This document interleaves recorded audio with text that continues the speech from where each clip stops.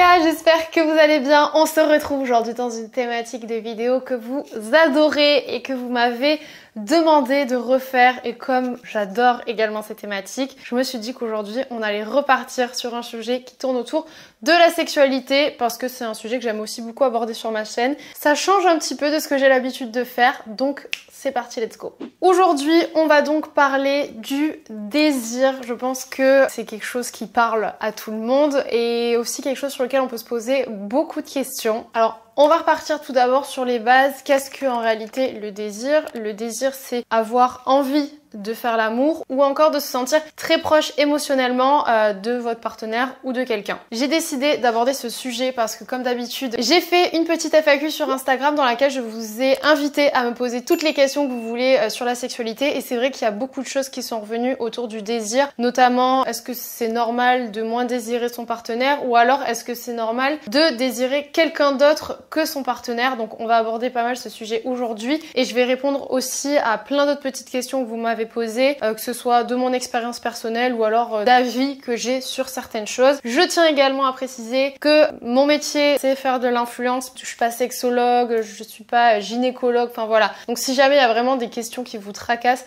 n'hésitez pas à en parler à un professionnel. Et j'ai mon téléphone qui sonne. Bidou, je suis en train de filmer. Toi, si tu devais oublier une série et la revoir pour la première fois, ça serait laquelle? Oh putain, c'est dur là. Je pense Dark. Je lui ai dit exactement la même chose. Comme à ma petite habitude, je vais tout de suite prendre vos questions et on va déjà répondre aux questions qui tournent autour du désir et je vais vous dire ce que j'en pense. Ah, et avant, n'hésitez pas à me suivre sur Instagram puisque c'est là-bas que beaucoup de choses se passent, notamment pour que cette vidéo puisse être en ligne. Voilà, c'est grâce à vous finalement. C'est vraiment grâce à votre participation. Il y a quelqu'un qui m'a demandé si flirter avec un ami alors qu'elle est en couple depuis 5 ans, c'est normal. Elle m'a également ajouté qu'elle est attirée par d'autres personnes que son partenaire, donc que faire? Alors, moi j'ai déjà plusieurs choses en ce qui concerne le désir. Je trouve que le désir c'est quelque chose d'instinctif, de presque animal et d'incontrôlable. En réalité, c'est une émotion que vous ressentez au plus profond de vous-même, que vous ne calculez pas. Voilà, ça vient pas vraiment de quelque chose de réfléchi. Donc, à mon sens, c'est pas grave du tout de ressentir du désir pour quelqu'un d'autre, à part si vraiment vous sentez que c'est un peu démesuré et que vous commencez vraiment à avoir de l'amour pour cette personne. Parce que, à mon sens, déjà, désir et amour ne vont pas forcément ensemble. C'est-à-dire que vous pouvez désirer quelqu'un sans l'aimer. Et donc là, bon bah, c'est voilà, vous voyez quelqu'un qui vous plaît physiquement, qui dans l'attitude vous plaît également. Enfin voilà, c'est on va dire un tout qui va faire que cette personne est désirable. Après, c'est pas pour autant que ça va aller plus loin. C'est vous qui jaugez de est-ce que vous avez envie de jouer avec le feu ou non. Moi, de ce que j'en pense, à mon avis, Léo a déjà dû ressentir peut-être du désir pour une femme. Moi, j'ai déjà dû ressentir du désir pour un homme. Mais en tout cas, de mon côté, j'espère du sien, on n'est pas allé jouer avec le feu ou aller plus loin pour parce que ça peut vraiment déboucher sur une tromperie et ce serait quand même vraiment très embêtant. Ou encore pire, sur des sentiments et de l'amour. Bon, je le dis encore pire, mais peut-être aussi que ça peut être un déclic qui vous fait comprendre que vous n'êtes plus bien avec la personne avec qui vous êtes et que finalement vous avez envie d'être avec quelqu'un d'autre. Mais pour moi, il n'y a rien de grave à désirer quelqu'un d'autre. Vous ne trompez pas votre conjoint si vous désirez quelqu'un d'autre. Voilà, tant que ça reste dans votre tête, j'ai envie de vous dire, et que vous sentez que vous avez le contrôle sur la situation, à mon sens, il n'y a pas de quoi culpabiliser. Par contre, comme la jeune fille me le disait, le fait de flirter avec quelqu'un d'autre, c'est là que ça devient un peu touchy et c'est vrai que pour moi, on est certes pas dans une tromperie, mais ça fait pas kiffer quoi. Enfin, j'aimerais pas qu'on me le fasse quoi, tout simplement. Donc ensuite, peut-on avoir un désir pour quelqu'un sans particulièrement passer à l'acte? Alors ça revient un peu à ce que je vous ai dit. Oui, étant donné que c'est quelque chose de physique, le désir, donc on peut très bien désirer quelqu'un. Après, c'est le choix vous incombe, j'ai envie de vous dire. C'est vous qui choisissez de ce que vous avez envie de faire. Je sais que je suis quelqu'un de plutôt réfléchi et que je laisse pas souvent mes émotions, enfin ce genre de choses, en fait prendre le dessus sur la réflexion et sur moi. À mon sens, enfin je sais que c'est quelque chose qui n'arriverait pas tout simplement parce que je ferai en sorte que ça n'arrive jamais. Pour moi, oui, c'est grave, c'est clairement possible impossible de désirer quelqu'un sans passer à l'acte. Après bon, il y a plusieurs taux de désir, hein. Ça c'est, voilà, moi j'ai jamais ressenti un puissant désir envers quelqu'un d'autre que Léo. Deux autres questions qui se ressemblent beaucoup. Est-ce que ça vous arrive d'être attiré physiquement par d'autres personnes? Comment vous gérez ça? Ou encore, comment gérez-vous les attirances que vous pourrez ressentir pour d'autres? Ben écoutez, moi j'ai envie de vous dire que ça me passe là, et puis ensuite voilà, je passe à autre chose. Donc après, je prête pas plus d'attention à ça. Voilà, pour moi c'est quelque chose de non réfléchi, quelque chose qui est du ressenti, et c'est, voilà, j'apporte pas plus d'importance. Donc voilà les amis, pour ce qui est des gens qui culpabilisent de désirer quelqu'un d'autre, à mon sens c'est pas grave, il faut juste savoir gérer la situation, j'ai envie de vous dire. J'ai également reçu une autre question qui était comment entretenir le désir. Donc on a comment entretenir la flamme, comment entretenir la libido. Pour moi c'est des choses qui vont un petit peu ensemble. Lorsqu'on est en couple, je vous ai même pas précisé ça en début de vidéo, mais il y a peut-être des nouvelles personnes qui arrivent sur cette chaîne. Sachez que du coup j'aime bien faire ce genre de vidéos de temps en temps, et que je vous partage mon expérience en tant que personne qui est avec son copain depuis, bah là ça va faire quasiment 6 ans les gars. On s'est rencontrés en juillet, donc dans un mois et demi ça va faire 6 ans qu'on est ensemble. C'est incroyable. Donc voilà, je vous fais mon petit retour par rapport à là-dessus. Alors oui, pour moi le désir ça s'entretient de différentes façons. Donc je dirais que la première c'est vraiment de communiquer à fond avec son partenaire, essayer d'avoir le moins de tabous possible. Par exemple, s'il y a des choses que vous aimez au lit ou sexuellement, que ce soit, je sais pas moi, dans une façon de faire, dans une façon d'amener la relation sexuelle, ou encore ça va être aller peut-être mettre des sous-vêtements qui sont jolis, enfin franchement ça peut être vraiment beaucoup de choses. Pour moi, il faut vraiment oser le dire et ne pas garder des trucs pour soi de peur que l'autre nous juge en fait et juge nos envies. À mon sens, si vous faites 100% confiance à la personne, vous pouvez lui dire ce que vous avez envie, et ensuite bah voilà, c'est un échange, c'est des discutes, c'est de la communication qui vont faire que s'il y a des choses qui selon vous pourraient rendre votre conjoint plus désirable ou rendre la situation plus désirable, j'en sais rien, n'hésitez pas à le dire. Et d'ailleurs pour moi, je trouve que avoir des attentions et montrer de l'amour, de l'affection, dire des je t'aime, faire des petites attentions au quotidien, c'est aussi ce qui rend quelqu'un de désirable. Tout ne passe pas selon moi par la sexualité. On a quand même des personnes qui m'ont posé des petites questions un peu plus précises, du style quel jouet peut-on utiliser avec son partenaire, ou encore j'aimerais introduire des jouets dans mon couple, as-tu des conseils, ou encore j'aimerais m'acheter un sextoy mais je ne sais pas lequel choisir. Les amis, sachez que je n'aurais jamais pensé vous dire que j'ai un très beau partenaire pour cette vidéo qui sponsorise du coup la vidéo du jour, qui est MyLuby. Donc honnêtement, j'en ai eu pas mal des propositions pour parler de sextoys, de ce genre de choses un peu qui tournent autour de la sexualité. J'ai toujours refusé parce que les marques ne me ressemblaient pas, et d'ailleurs je n'avais jamais entendu parler de MyLuby dont je vais vous parler aujourd'hui, mais c'est une marque qui honnêtement me ressemble beaucoup dans la façon, je sais pas, dans la façon dont elle amène un petit peu la sexualité.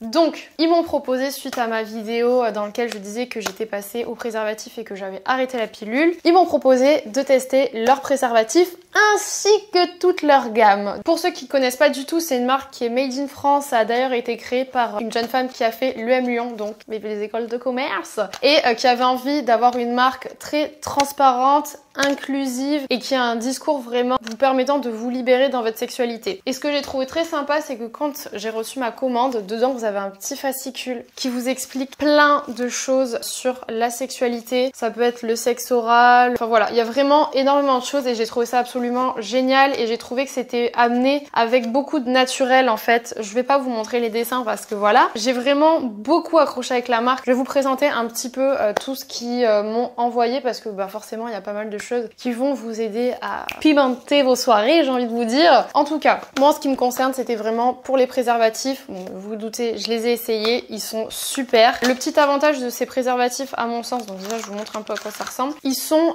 sans produits chimiques, et ça c'est super important pour moi. J'ai déjà essayé d'autres marques de préservatifs, et j'ai souvent constaté que pendant que je les utilisais et j'avais une petite sensation de picotement, un peu qui brûlait un peu, je sais pas comment vous dire, mais je sentais qu'il y avait quelque chose, que c'était pas forcément naturel, et je ne l'ai pas du tout ressenti avec ceux-là. J'en ai d'ailleurs parlé avec Didier, qui m'a lui aussi dit qu'il les trouvait très bien. Vous constaterez également que le format est un peu différent des préservatifs habituels, tout simplement parce qu'ils ont essayé de réduire au maximum et de condenser les paquets. Ils sont vraiment très bien, très jolis. J'adore la vibe de leur marque, c'est vraiment adorable. Donc avec ça, ils m'ont également envoyé leur lubrifiant.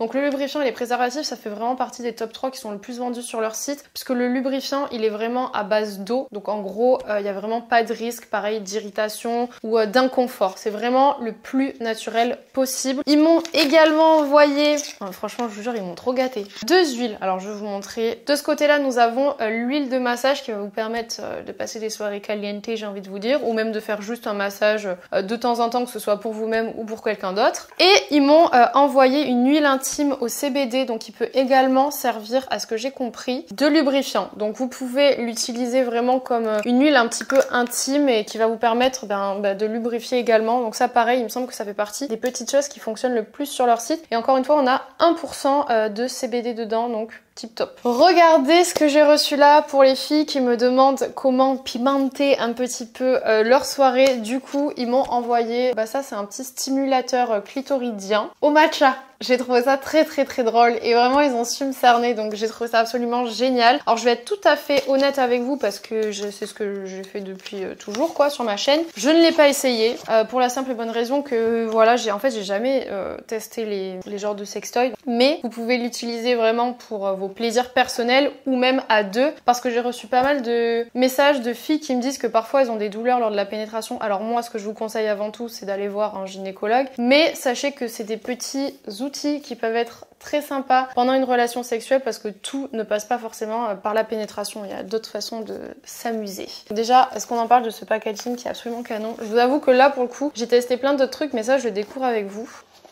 Donc voilà, ça se présente comme ceci. Donc les amis, si jamais je le teste, et je pense honnêtement que je le testerai, je vous ferai certainement un petit retour dessus ou pas. Voilà, après c'est libre à moi aussi de garder mon petit jardin secret. Voilà, donc j'ai envie de vous dire que merci à MyLuby de me l'avoir envoyé. J'ai vu qu'il avait de très bons avis sur le site. Et enfin, je termine avec la tisane que je me suis faite tout à l'heure. D'ailleurs, elle a fini d'infuser à mon avis. Je m'en suis déjà fait plusieurs fois. Elle est excellente. Et donc, c'est une tisane désir puisque dedans, on a du gingembre, on a de la réglisse, de l'hibiscus. Donc, en fait, c'est plein d'ingrédients qui vont venir un petit peu stimuler votre plaisir des sens. Ce sont des stimulants naturels. Donc, le soir, très bon kiff. D'ailleurs, je vais la reboire tout de suite puisqu'elle a fini d'infuser.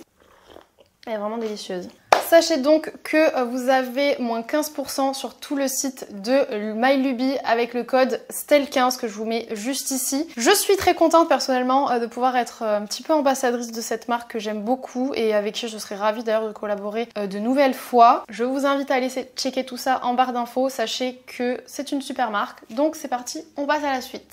Alors, as-tu observé des changements physiques ou émotionnels après l'arrêt de ta pilule? Les amis, ça fait maintenant genre 3-4 mois que j'ai arrêté la pilule et j'ai envie d'attendre encore avant de vous faire un retour vraiment complet parce que le corps met vraiment beaucoup de temps en fait à se détoxifier entre guillemets de la pilule. Donc pour avoir un retour vraiment constructif, j'ai pas envie de faire ça tout de suite. Donc je pense vous faire un retour d'ici 6 mois à 1 an, histoire de vraiment avoir pris du recul sur la situation. Mais en tout cas, ce que je peux vous dire c'est que oui, il y a eu certains changements, surtout côté émotionnel et en termes d'utilité du préservatif. Pour l'instant, ça va. Donc à la question, quel est ton moyen de contraception? 100% préservatif aujourd'hui. Comment lâcher prise et se déconnecter au lit car j'ai peur dès lors que je sens que je perds le contrôle? Alors pour moi, du coup, quand on a le rapport, on n'est pas censé, à mon sens, contrôler. Parce qu'en fait, si jamais vraiment t'es dans le contrôle et dans la réflexion, je vois pas trop comment tu peux réussir à vraiment te relâcher et profiter du moment sans réfléchir. Et aussi, en fait, j'ai du mal à comprendre qu'est-ce qui pourrait éventuellement te faire peur dans le fait de lâcher prise en fait, puisque quelle serait la suite qui t'inquiète en fait? Qu'est-ce qui te fait peur dans le fait de lâcher le contrôle pendant que tu as l'acte sexuel? Je sais pas si c'est parce que justement il y a des choses que tu aimerais faire dont tu ne parles pas à ton partenaire de peur d'être jugé, ou en fait voilà, c'est vrai que j'ai un peu du mal à saisir la question, mais à la fois je la trouve très intéressante parce que à mon sens, si jamais on relâche pas au maximum ce qu'on ressent à ce moment-là, j'ai du mal à comprendre comment l'acte peut bien se dérouler, enfin il se déroulera bien, mais en tout cas comment tu peux prendre du plaisir. Donc ce que je t'amène à faire, c'est une petite rétrospection sur toi-même et sur le pourquoi tu as peur en fait tout simplement de te relâcher, et n'hésite pas à en parler à ton partenaire. Je pense que comme tout, la communication est le maître mot. Sur le long terme, une relation avec quelqu'un d'asexué et l'autre pas, est-ce que tu penses que c'est faisable? Alors déjà le mot asexué il est quand même très très fort parce que comme je vous ai dit, Léo et moi dans notre couple on n'est pas les plus chauds. C'est-à-dire qu'on a des relations sexuelles de temps en temps, des fois ça nous arrive de passer 2 semaines sans coucher ensemble et franchement c'est pas grave. Donc je pense qu'on est quand même sur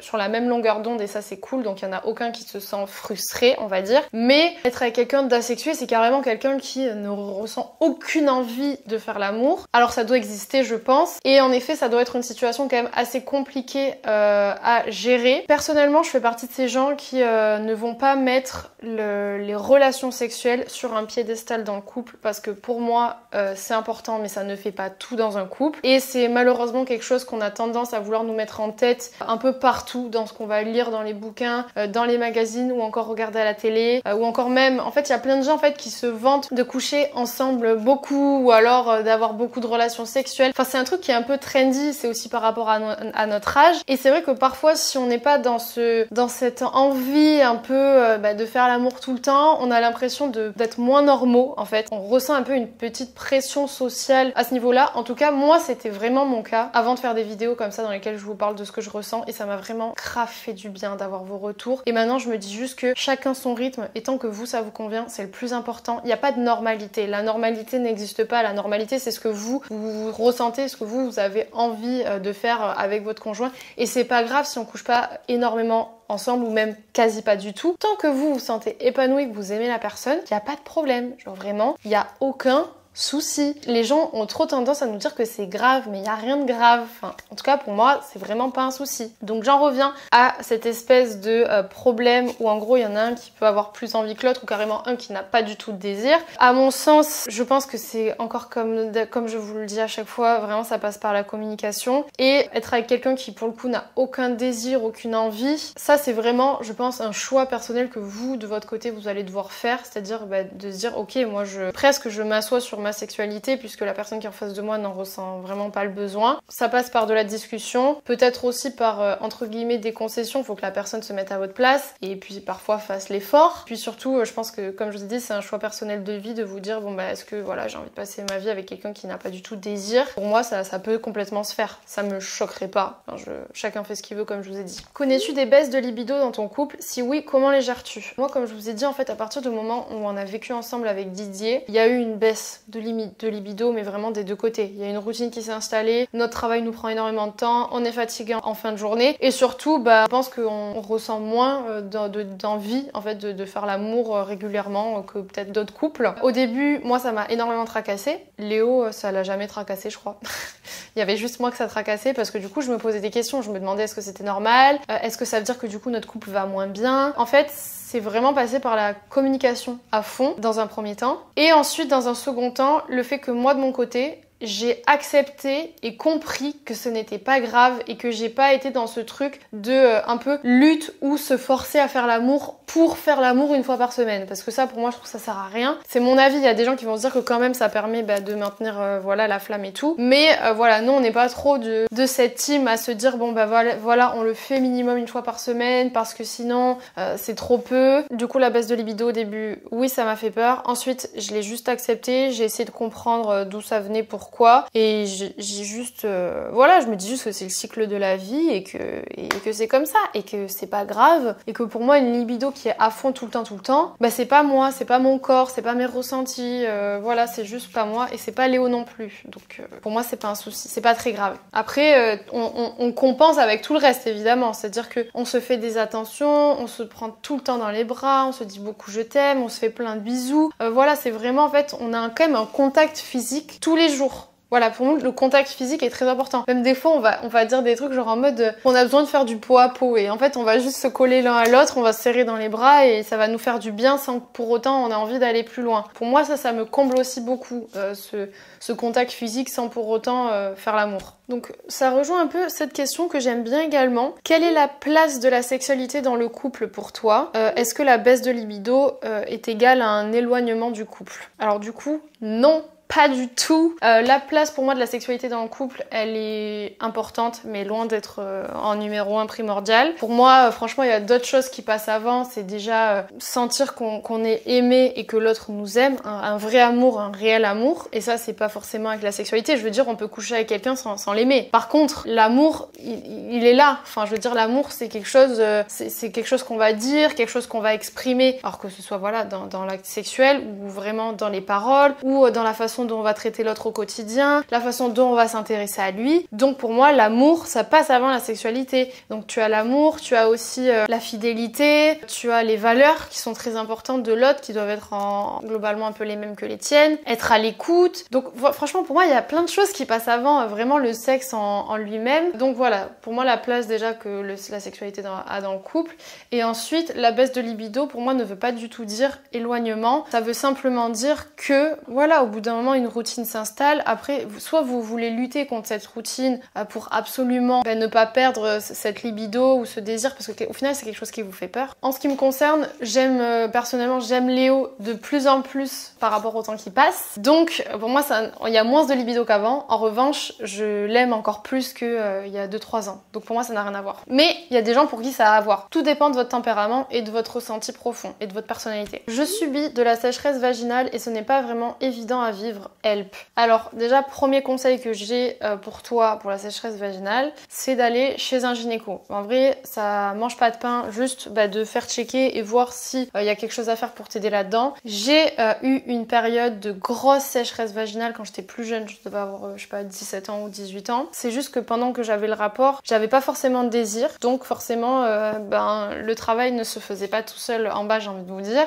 Et en fait, je vous avais déjà parlé de cette histoire, mais ma gynéco, elle a pas du tout essayé de comprendre si j'avais du désir quand je faisais l'amour. Elle m'a juste donné en gros des genres de suppositoires qu'on met dans le vagin pour essayer de faire en sorte que la flore aille mieux, mais ça n'a pas du tout réglé le problème vu qu'en fait le problème ne venait pas de ça quoi. Donc essaie de comprendre si vraiment c'est physiologique, et ça peut être grave possible, ça peut être par rapport à des traitements, un état de santé, donc ça voilà, vois ta gynécologue, mais aussi pose-toi peut-être des questions, juste est-ce que vraiment tu ressens du désir ou pas. Comment te vois-tu dans ton couple dans 5 ans? Alors moi dans 5 ans, je me vois du coup habiter du côté de Cannes, dans une belle maison avec un grand jardin, mon goal ce serait la vue mer, toujours avec Didier évidemment. J'aimerais bien avoir un chien et un chat, mais pas plus que ça, je pense pas en tout cas dans 5 ans je ne vois pas du tout avec un enfant, donc ce serait vraiment mon goal dans 5 ans. En tout cas côté relation de couple c'est ça, avec tous les deux forcément un métier qui nous épanouit évidemment. La jalousie est-elle toujours présente dans ton couple après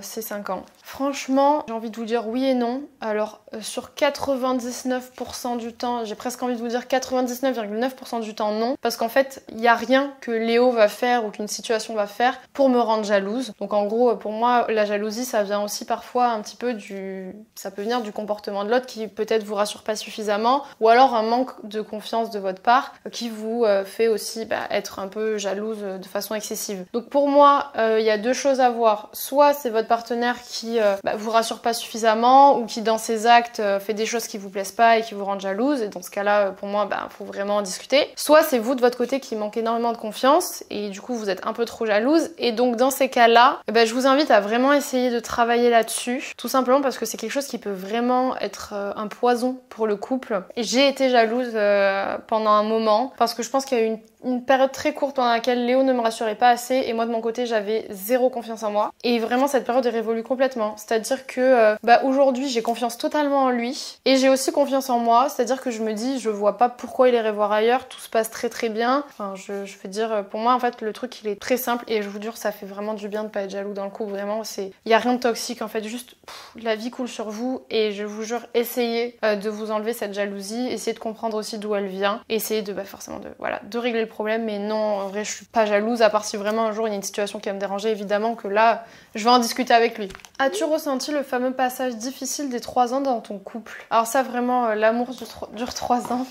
J'ai envie de vous dire que ça fait 6 ans, donc en fait les 3 ans ils ont un peu marqué je dirais cette redescente de libido, tout simplement aussi parce que c'est tombé à peu près au moment où on a commencé à vivre ensemble. Mais l'amour il est infini, pour moi l'amour il est infini. Il y a des gens qui disent que au fur et à mesure en fait on devient plus colocataire, ou on a de l'affection pour l'autre mais on n'a plus d'amour. Mais pour moi, ça c'est... Enfin, je sais pas, pour moi, c'est pas vrai du tout. Vraiment, vraiment totalement faussé. Et pour moi, ça c'est vraiment les gens qui lient complètement le fait d'avoir régulièrement des relations sexuelles avec son partenaire avec le fait d'être amoureux. Pour eux, sans ça, l'amour, ça n'existe pas. Mais je suis pas du tout d'accord avec ça personnellement. Et du coup, pour moi, l'amour, il dure bien plus que 3 ans et je suis certaine qu'il peut durer toute une vie. Alors, très bonne question. Est-ce que ça te dérange de savoir que ton mec regarde du porno? Et il y en a une autre question de la même personne. Accepterais-tu que ton mec ait un compte mime? Cela veut dire pour toi qu'il ne te désire pas? Point d'interrogation. Alors, le fait qu'il regarde du porno, franchement, j'en ai rien à taper. Enfin, vraiment, ça c'est un truc, ça me dérange pas du tout. Honnêtement, je sais même pas quand est-ce qu'il le fait. Je le laisse faire. Enfin, vraiment, ça me dérange pas, ça me choque pas. Je vous avoue que le compte mime, j'aime un peu moins quand même. Léo, je suis quasiment certaine qu'il a pas de compte mime pour suivre des nanas. Mais voilà, on n'est jamais sûr de rien, mais je suis quasiment sûre que non. En fait, là où le compte mime, ça me dérange un tout petit peu plus. En fait, sur mime, vous pouvez demander genre des services directement à la personne en mode qu'elle envoie vraiment des vidéos personnalisées pour vous. Enfin, en fait, j'ai l'impression que vraiment que le mec qui paye 10 à 15 euros pour vraiment être à fond sur une nana, lui demander des trucs, enfin des extras, j'en sais rien. Bah, ça veut dire clairement qu'il y a un truc que le mec peut-être ne vous demande pas quelque chose à vous qu'il aimerait faire avec vous. Ou voilà, il y a quelque chose peut-être qui lui manque et je me dirais, est-ce qu'il y a un manque de communication ou pourquoi? Enfin, en vrai, j'essaierai de comprendre. Je pense que ça me plairait pas trop, pour être honnête, ça me ferait pas plaisir. Et j'essaierai de comprendre pourquoi. Et forcément, je pense que ça m'amènerait à moi me remettre en question en me disant, bah, qu'est-ce qui lui manque pour qu'il aille voir à ce point quelqu'un d'autre ou plusieurs autres nanas. En vrai, je sais pas trop ce qu'on peut faire sur Mime, je vous avoue. Ouais, c'est quelque chose qui me dérangerait un peu plus si je suis complètement transparente avec vous, j'aimerais pas trop. Comment être sûr pour les MST? Comment en parler et quels moyens? Alors pour moi c'est super important de faire attention à ça. Comment faire déjà quand vous avez des relations sexuelles avec quelqu'un qui ne s'est jamais testé ou si vous ne vous êtes pas fait tester, donc par là j'entends prise de sang pour vraiment faire un peu un check-in de tout. Franchement protégez-vous quoi. Enfin, j'ai envie de vous dire, achetez les préservatifs MyLuby. Mais vraiment les gars protégez-vous. J'ai envie de vous dire que même moi qui suis avec mon mec depuis des années, j'utilise des préservatifs. Donc les gens qui ont pour excuse ah oui mais le préservatif c'est chiant alors que je sais pas ça va être des fois un coup d'un soir. Putain les gars franchement prenez-le quoi ce putain de préservatif. Donc voilà, protégez-vous à fond, faites des checks un peu de temps en temps pour vérifier que vous ayez aucune MST parce que c'est la meilleure façon de vérifier que tout va bien là-dessous quoi. Donc pour moi c'est quelque chose auquel il faut faire évidemment très très attention. Il y a des petites maladies qui voilà, que ça soit IST, MST ou encore enfin t'as des chlamydia, des trucs comme ça. En soi c'est rien de grave, il faut juste s'en occuper. Voilà, il faut juste s'en occuper le plus vite possible. Arrives-tu à aller jusqu'à l'orgasme? Moi je n'y arrive pas et c'est difficile d'en parler. La fameuse question de l'orgasme qui tracasse quand même beaucoup de gens. Oui, moi j'y arrive et systématiquement parce que je connais mon corps et je sais un peu ce qu'il faut faire pour y arriver.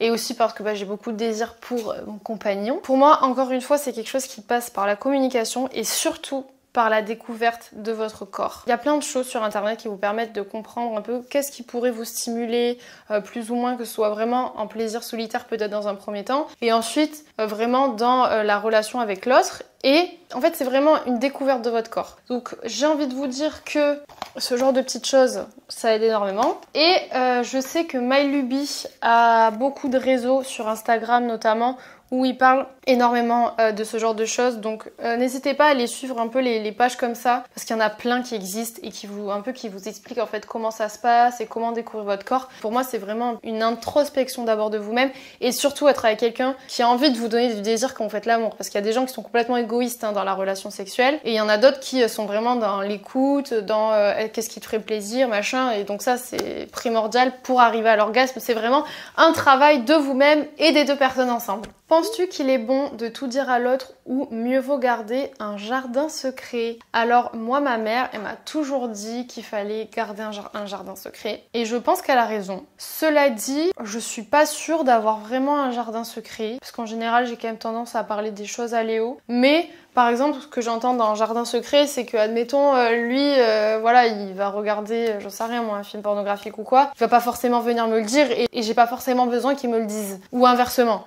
Donc en fait, pour moi, ça rentre dans le jardin secret et en fait, ça a aucun intérêt que l'autre le sache. Ça vous concerne à vous. Et il y a des choses que, voilà, vous savez que ça sert à rien de les communiquer parce que vous les ressentez. Par exemple, aujourd'hui, vous avez croisé un mec et vous l'avez désiré. Comme on en parlait en début de vidéo. En vrai, ça a aucun intérêt que vous alliez dire à votre mec, ah ah au fait j'ai croisé telle personne et puis putain je l'ai grave désiré, j'ai eu envie quoi. Enfin je veux dire on s'en fout. Donc ça c'est des choses pour moi, ça fait partie de votre jardin secret, ça sert à rien de les dire à l'autre, il y a des trucs il vaut mieux les garder pour soi. Donc voilà, oui quand même le jardin secret pour moi c'est quelque chose d'important. Bon les amis, je crois que nous arrivons à la fin de cette petite vidéo. Sachez que j'ai pris beaucoup de plaisir encore une fois à répondre à vos questions et je vous remercie pour toutes vos questions parce que sans vos questions en fait il n'y aurait pas de vidéo. Et je les trouve très intéressantes et j'adore traiter de ces sujets-là avec vous. Donc si vous avez kiffé, ça passe évidemment par un petit like. Dites-moi en commentaire s'il y a d'autres sujets que vous aimeriez que je traite avec vous parce que vraiment ça me ferait trop plaisir. J'aime bien faire ces vidéos là de temps en temps, pas tous les mois forcément mais tous les 2-3 mois en reparler un petit peu parce que voilà je vais pas en parler non plus toutes les semaines, dire j'en parle quand j'en ressens le besoin et l'envie. Mais du coup voilà, laissez un petit abonnement si vous m'appréciez et puis je vous fais plein de gros bisous et je vous dis à très vite dans une prochaine vidéo. Ciao!